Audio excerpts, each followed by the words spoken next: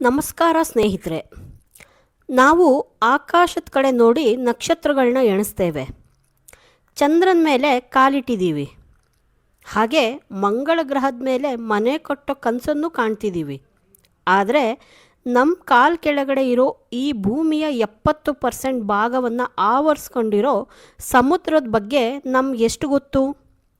ಒಂದು ಆಘಾತಕಾರಿ ಸತ್ಯ ಹೇಳಬೇಕಂದ್ರೆ, ವಿಜ್ಞಾನಿಗಳ ಪ್ರಕಾರ ನಾವು ಚಂದ್ರನ ಮೇಲ್ಮೈ ಬಗ್ಗೆ ತಿಳಿದಿರೋದಕ್ಕಿಂತ ಕಡಿಮೆ ಮಾಹಿತಿಯನ್ನು ನಮ್ಮ ಸಮುದ್ರದ ಆಳದ ಬಗ್ಗೆ ತಿಳಿದಿದ್ದೀವಿ.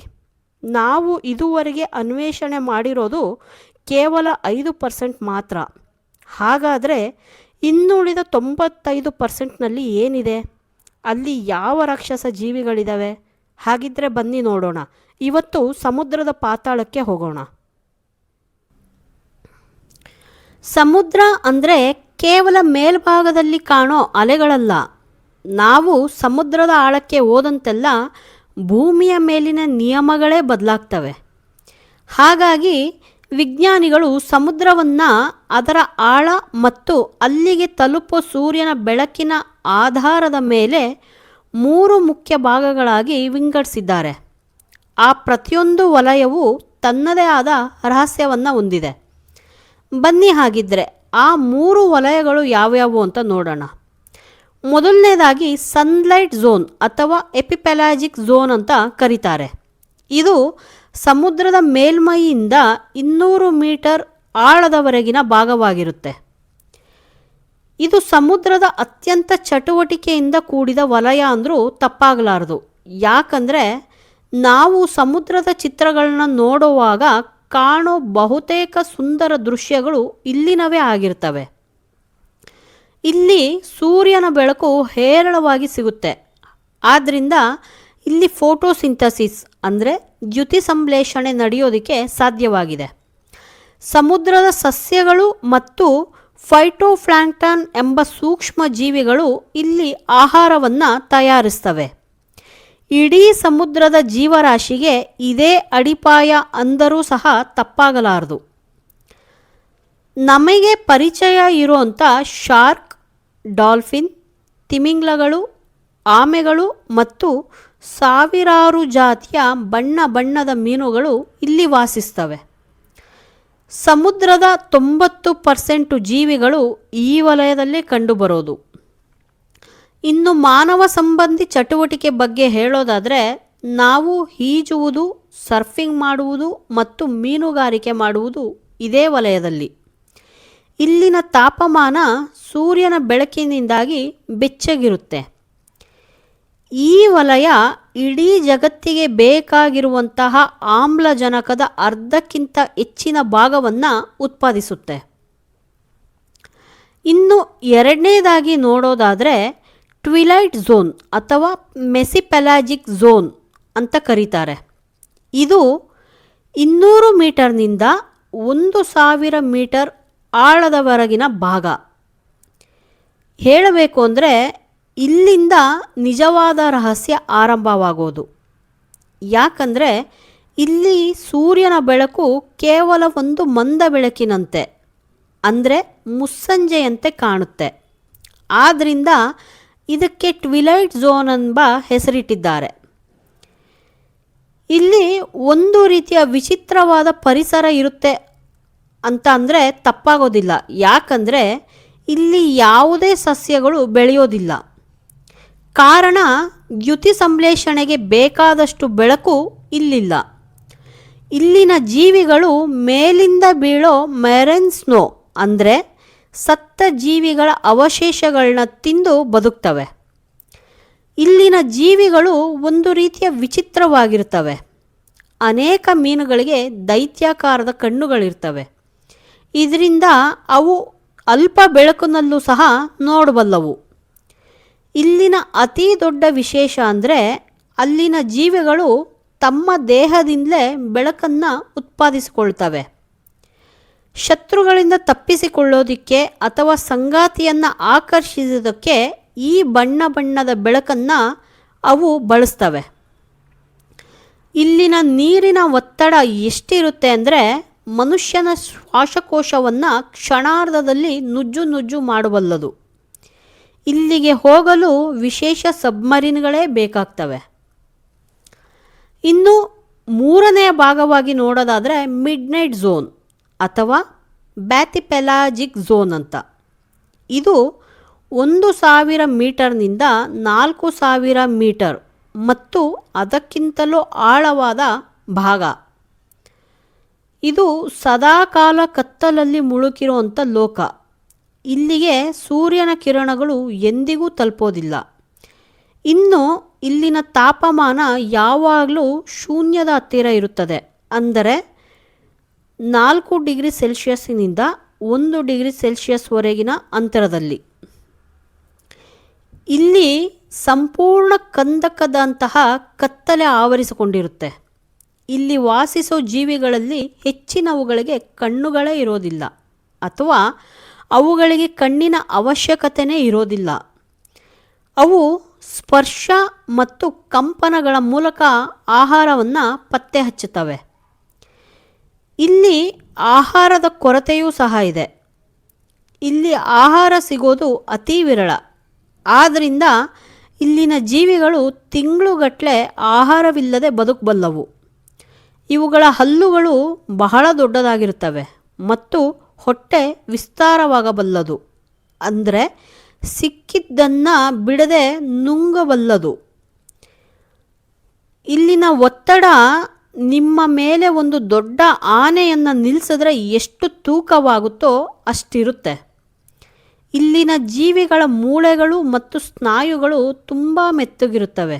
ಒಂದು ರೀತಿಯಲ್ಲಿ ಜೆಲ್ಲಿ ಟೈಪ್ ಅನ್ಬೋದು. ಇಲ್ದಿದ್ರೆ ಆ ಒತ್ತಡಕ್ಕೆ ಅವು ಪುಡಿ ಪುಡಿಯಾಗುತ್ತವೆ ಅಷ್ಟೆ. ಇಲ್ಲಿ ಸಮುದ್ರದ ತಳದಲ್ಲಿ ಬಿಸಿ ನೀರಿನ ಬುಗ್ಗೆಗಳಿರುತ್ತವೆ, ಅಂದರೆ ಹೈಡ್ರೋಥರ್ಮಲ್ ವೆಂಟ್ಸು. ಅಲ್ಲಿ ಸೂರ್ಯನ ಬೆಳಕು ಇಲ್ಲದೇ ಇದ್ದರೂ ಸಹ ರಾಸಾಯನಿಕಗಳ ಮೂಲಕ ಬ್ಯಾಕ್ಟೀರಿಯಾಗಳು ಆಹಾರವನ್ನು ತಯಾರಿಸುತ್ತವೆ. ಇದು ವಿಜ್ಞಾನಿಗಳಿಗೆ ಮರಿಯಾನಾ ಟ್ರಂಚ್ ಅಂದರೆ ಭೂಮಿಯ ಪಾತಾಳದ ಬಗ್ಗೆ ತಿಳ್ಕೊಳ್ಳೋಣ. ಸಮುದ್ರದ ಅತ್ಯಂತ ಆಳವಾದ ಬಿಂದು ಅಂದರೆ ಅದು ಮರಿಯಾನಾ ಟ್ರಂಚ್. ಇದು ಸುಮಾರು 11,000 ಮೀಟರ್ ಅಂದರೆ 11 ಕಿಲೋಮೀಟರ್ ಆಳವಾಗಿದೆ. ಒಂದು ಹೋಲಿಕೆ ಮಾಡಿ ಹೇಳೋದಾದರೆ, ನೀವು ಮೌಂಟ್ ಎವರೆಸ್ಟನ್ನು ಕಿತ್ತು ತಂದು ಈ ಕಂದಕದಲ್ಲಿ ಹಾಕಿದ್ರೂ ಅದರ ಶಿಖರ ಸಮುದ್ರದ ಮೇಲ್ಮೈಗಿಂತ ಇನ್ನೂ 2 ಕಿಲೋಮೀಟರ್ ಕೆಳಗಿರುತ್ತೆ. ಇಲ್ಲಿ ಹೋಗಿ ಬಂದವರ ಸಂಖ್ಯೆ ಎಷ್ಟು ಗೊತ್ತಾ? ಬೆರಳೆಣಿಕೆಯಷ್ಟು ಮಾತ್ರ. ಬಾಹ್ಯಾಕಾಶಕ್ಕೆ ಹೋದವ್ರಿಗಿಂತಲೂ ಕಡಿಮೆ ಜನ ಇಲ್ಲಿಗೆ ಹೋಗಿದ್ದಾರೆ.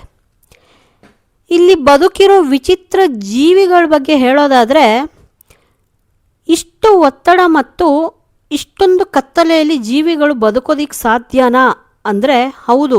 ಅಲ್ಲಿ ವಾಸಿಸೋ ಜೀವಿಗಳು ಪರಗ್ರಹದ ಜೀವಿಗಳಂತೆ ಕಾಣ್ತವೆ. ಉದಾಹರಣೆಗೆ ಆಂಗ್ಲರ್ ಫಿಶ್. ಇದರ ತಲೆ ಮೇಲೆ ಒಂದು ಬಲ್ಬ್ ತರಹದ ಬೆಳಕು ಇರುತ್ತೆ. ಕತ್ತಲೆಯಲ್ಲಿ ಈ ಬೆಳಕನ್ನು ನೋಡಿ ಹತ್ತಿರ ಬರೋ ಬೇರೆ ಮೀನುಗಳನ್ನ ಇದು ಬೇಟೆಯಾಡುತ್ತೆ. ಇನ್ನು ಜಾಯಿಂಟ್ ಸ್ಕ್ವಿಡ್, ಇದು 40 ಅಡಿಗೂ ಹೆಚ್ಚು ಉದ್ದವಿರೋ ಈ ರಾಕ್ಷಸ ಜೀವಿಗಳು ಸಮುದ್ರದ ಆಳದಲ್ಲಿ ತಿಮಿಂಗಲಗಳ ಜೊತೆ ಹೋರಾಡ್ತವೆ. ಅಲ್ಲಿನ ಜೀವಿಗಳು ತಾವೇ ಬೆಳಕನ್ನು ಉತ್ಪತ್ತಿ ಮಾಡಿಕೊಳ್ತವೆ. ಇದು ನೋಡೋದಕ್ಕೆ ಒಂದು ಮಾಂತ್ರಿಕ ಲೋಕದಂತೆ ಕಾಣುತ್ತೆ.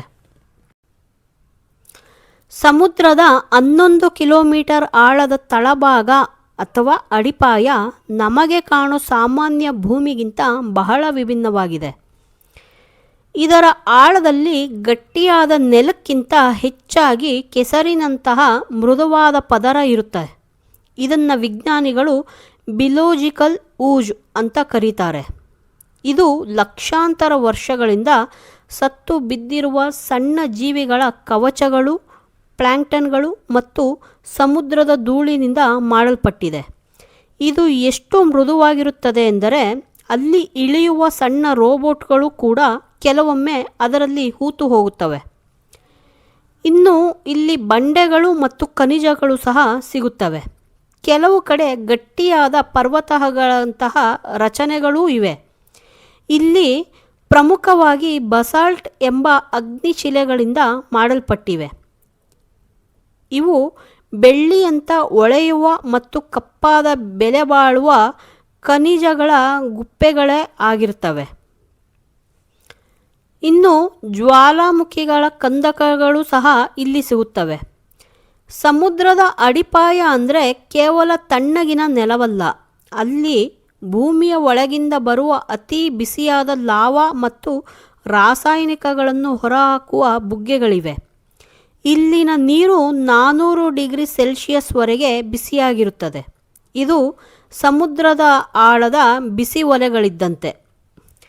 ಇನ್ನು ಇದರ ಮೇಲ್ಭಾಗದಲ್ಲಿ ಮರಳು ಕಂದು ಅಥವಾ ಹಳದಿ ಬಣ್ಣದಲ್ಲಿದ್ದರೆ 11 ಕಿಲೋಮೀಟರ್ ಆಳದಲ್ಲಿ ಇದು ಬೂದು ಅಥವಾ ಹಳದಿ ಮಿಶ್ರಿತ ಬಿಳಿ ಬಣ್ಣದಲ್ಲಿ ಕಾಣುತ್ತೆ. ಇದು ಸಂಪೂರ್ಣವಾಗಿ ಸತ್ತ ಜೀವಿಗಳ ಅವಶೇಷಗಳಿಂದ ಆಗಿರುವುದರಿಂದ ಈ ಬಣ್ಣ ಬಂದಿರುತ್ತೆ. ಸ್ನೇಹಿತರೆ, ಸಮುದ್ರದ ಆಳದಲ್ಲಿ ಅಡಗಿರುವ ರಹಸ್ಯಗಳಲ್ಲಿ ಕೆಲವೊಂದು ನಗರಗಳು ಸಹ ಸೇರಿಕೊಂಡಿವೆ. ಅದು ಇತಿಹಾಸದ ಅತಿ ದೊಡ್ಡ ಮ್ಯೂಸಿಯಂ ಅಂದರೂ ಸಹ ತಪ್ಪಾಗೋಲಾರದು. ಯಾಕಂದರೆ ಭೂಮಿಯ ಮೇಲೆ ನಾವು ಕಟ್ಟಿದ ಸಾಮ್ರಾಜ್ಯಗಳು ಕಾಲಕ್ರಮೇಣ ಸಮುದ್ರದ ಪಾಲಾಗಿವೆ. ಇಂದು ನಾವು ಸಮುದ್ರದ ಅಡಿಯಲ್ಲಿ ಅಡಗಿರುವ ಅಂತಹ 3 ಅದ್ಭುತ ಲೋಕಗಳ ಬಗ್ಗೆ ಸಂಕ್ಷಿಪ್ತವಾಗಿ ತಿಳ್ಕೊಳ್ಳೋಣ. ಮೊದಲನೇದಾಗಿ ಅಟ್ಲಾಂಟಿಸ್ ರಹಸ್ಯ. ಸಮುದ್ರದ ಆಳದಲ್ಲಿ ಕಳೆದು ಹೋದ ನಗರಗಳ ಬಗ್ಗೆ ಕೇಳಿದಾಗ ಮೊದಲು ನೆನಪಾಗೋದೇ ಅಟ್ಲಾಂಟಿಸ್. ಸಾವಿರಾರು ವರ್ಷಗಳ ಹಿಂದೆ ಇದು ಅತ್ಯಂತ ಮುಂದುವರೆದ ನಗರವಾಗಿತ್ತು ಎಂದು ಗ್ರೀಕ್ ತತ್ವಜ್ಞಾನಿ ಪ್ಲೇಟೋ ಬರೆದಿದ್ದಾರೆ. ಆದರೆ ಒಂದು ಭೀಕರ ಭೂಕಂಪ ಅಥವಾ ಸುನಾಮಿಗೆ ಈ ಇಡೀ ನಗರ ಒಂದೇ ರಾತ್ರಿಯಲ್ಲಿ ಅಟ್ಲಾಂಟಿಕ್ ಮಹಾಸಾಗರದ ಒಳಗೆ ಮುಳುಗಿ ಹೋಯಿತು. ಇಂದಿಗೂ ವಿಜ್ಞಾನಿಗಳು ಇದು ಎಲ್ಲಿದೆ ಎಂದು ಹುಡುಕುತ್ತಲೇ ಇದ್ದಾರೆ. ಇದು ಕೇವಲ ಕಥೆಯೋ ಅಥವಾ ನಿಜವೋ ಎಂಬುದು ಇಂದಿಗೂ ಸಹ ಒಂದು ದೊಡ್ಡ ರಹಸ್ಯವಾಗಿ ಉಳಿದಿದೆ. ಇನ್ನು ಎರಡನೇದಾಗಿ ಹೇಳೋದಾದರೆ ನಮ್ಮ ದ್ವಾರಕಾ ನಗರ ಭಾರತದ ಹೆಮ್ಮೆ ಅಂತ ಕರಿಬೋದು. ನಮ್ಮ ಭಾರತದ ಗುಜರಾತ್ ಕರಾವಳಿಯ ಅರಬ್ಬಿ ಸಮುದ್ರದ ಅಡಿಯಲ್ಲಿ ಶ್ರೀಕೃಷ್ಣನ ದ್ವಾರಕಾ ನಗರ ಇರುವುದು ಪತ್ತೆಯಾಗಿದೆ. ಸುಮಾರು 9,000 ವರ್ಷಗಳ ಹಳೆಯ ಈ ನಗರವು ಸಮುದ್ರದ ಮಟ್ಟ ಏರಿದ್ರಿಂದ ನೀರಿನಲ್ಲಿ ಮುಳುಗಿತು ಎಂದು ನಂಬಲಾಗಿದೆ.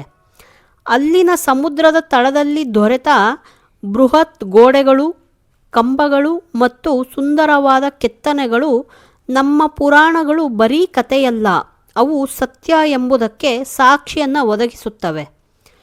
ಇನ್ನು ಮೂರನೆಯದಾಗಿ ಥೋನಿಸ್ ಹೆರಾಕ್ಲಿಯನ್. ಇದು ಈಜಿಪ್ಟ್ನ ಅದ್ಭುತ ಅಂತ ಕರಿಬೋದು. ಈಜಿಪ್ಟ್ನ ಈ ನಗರ ಸುಮಾರು 1200 ವರ್ಷಗಳ ಕಾಲ ಸಮುದ್ರದ ಅಡಿಯಲ್ಲಿ ಯಾರಿಗೂ ತಿಳಿಯದಂತೆ ಅಡಗಿತ್ತು. 2000ನೇ ಇಸ್ವಿಯಲ್ಲಿ ಇದನ್ನು ಸಂಶೋಧಕರು ಪತ್ತೆ ಹಚ್ಚಿದರು. ಇಲ್ಲಿ ಸಮುದ್ರದ ಅಡಿಯಲ್ಲಿ ಇಂದಿಗೂ 16 ಅಡಿ ಎತ್ತರದ ದೈತ್ಯ ಪ್ರತಿಮೆಗಳು, ಚಿನ್ನದ ನಾಣ್ಯಗಳು ಮತ್ತು ಹಡಗುಗಳು ಸುಸ್ಥಿತಿಯಲ್ಲಿವೆ. ಇದು ಒಂದು ಕಾಲದಲ್ಲಿ ಜಗತ್ತಿನ ಅತಿ ದೊಡ್ಡ ವ್ಯಾಪಾರ ಕೇಂದ್ರವಾಗಿತ್ತು. ನಿಮಗೆ ಇನ್ನೊಂದು ವಿಶೇಷವಾದಂಥ ವಿಷಯನ ಹೇಳ್ತೀನಿ. ಈ ತಳದಲ್ಲಿ ಚಿನ್ನದ ನಿಕ್ಷೇಪವೇ ಇದೆ. ಅಂದರೆ ಸಮುದ್ರದ ತಳದಲ್ಲಿ ಎಷ್ಟು ಚಿನ್ನವಿದೆ ಅಂದರೆ ಅದನ್ನು ಜಗತ್ತಿನ ಪ್ರತಿಯೊಬ್ಬರಿಗೂ ಹಂಚಿದರೆ ತಲಾ 4 kg ಚಿನ್ನ ಸಿಗಬಹುದು. ಆದರೆ ಅದನ್ನು ಹೊರ ತೆಗೆಯುವುದು ಮಾತ್ರ ಅಸಾಧ್ಯವೇ ಸರಿ. ಹಾಗಿದ್ರೆ ನಾವು ಯಾಕೆ ಇನ್ನೂ ಅನ್ವೇಷಣೆ ಮಾಡೋದಕ್ಕೆ ಆಗ್ತಿಲ್ಲ ಅಥವಾ ಚಾಲೆಂಜಸ್ ಏನು ಅಂತ ನೋಡೋದಾದರೆ, ಚಂದ್ರನ ಮೇಲೆ ಹೋಗೋದು ಸುಲಭ, ಆದರೆ ಸಮುದ್ರದ ಆಳಕ್ಕೆ ಹೋಗೋದು ಬಹಳ ಕಷ್ಟ. ಯಾಕಂದರೆ ಅಲ್ಲಿ ಒತ್ತಡ ಭಾಳ ಹೆಚ್ಚು ಇರುತ್ತೆ. ಎಷ್ಟು ಅಂದರೆ ಸಬ್ಮರೀನ್ಗಳು ಕೂಡ ಇಷ್ಟು ಒತ್ತಡಕ್ಕೆ ನುಚ್ಚು ನೂರಾಗ್ತವೆ. ಇನ್ನು ಖರ್ಚಿನ ಬಗ್ಗೆ ಮಾತಾಡೋದಾದರೆ, ಸಮುದ್ರದ ಆಳದ ಅನ್ವೇಷಣೆಗೆ ಬಾಹ್ಯಾಕಾಶದ ಯೋಜನೆಗಿಂತಲೂ ಹೆಚ್ಚು ಹಣ ಬೇಕಾಗುತ್ತೆ. ಮತ್ತು ಸಂಪರ್ಕದ ಬಗ್ಗೆ ಮಾತಾಡೋದಾದರೆ, ನೀರಿನ ಆಳದಲ್ಲಿ ರೇಡಿಯೋ ತರಂಗಗಳು ಕೆಲಸ ಮಾಡೋದಿಲ್ಲ. ಅಲ್ಲಿನ ದೃಶ್ಯಗಳನ್ನು ಲೈವ್ ಆಗಿ ನೋಡೋದು ಅತಿ ದೊಡ್ಡ ಸವಾಲಂತಲೇ ಹೇಳ್ಬೋದು.